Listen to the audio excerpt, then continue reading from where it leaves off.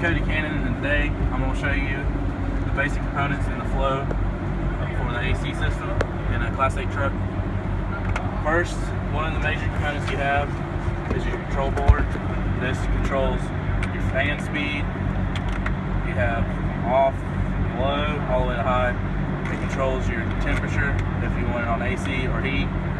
And then this one is the most important one. This is right here. This is where it recirculates from the inside the cab. So it takes the air from in here and it uses that through the system. On this one, this is where it takes outside air. This is where it doesn't blow as cold whenever you're using recirculating air.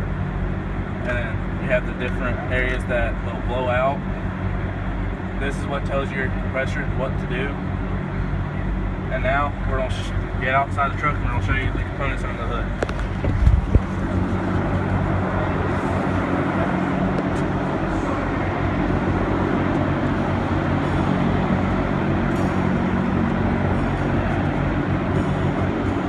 One of your major components is right here, is the AC compressor.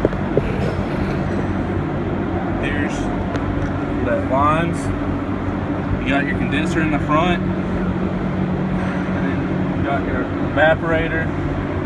This one has the air dryer built into it, and your expansion or orifice tube is also in this area. So the flow,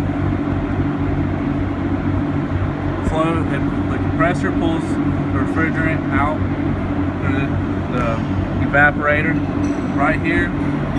When it comes out of the evaporator, it's going to take it from liquid and turn it into gas, because you can't compress liquid. So it turns it into a gas. It goes through your compressor, and that sends it to your condenser. While it's going through your condenser, it's getting cooled from outside air, or if you're idling, your fan will kick on and cool it that way. As it's going through your condenser, it comes in as gas, and as it leaves, it'll come back into a liquid form, and it'll go right, and it recirculates right back through to your air dryer and your orifice tube or expansion valve, and go back to your condenser. With this system, you all have sensors or switches.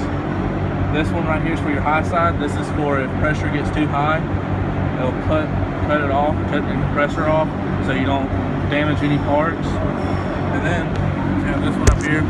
This is your low side. Say like your refrigerant's low or something, it'll cut it off too, so you don't damage the system.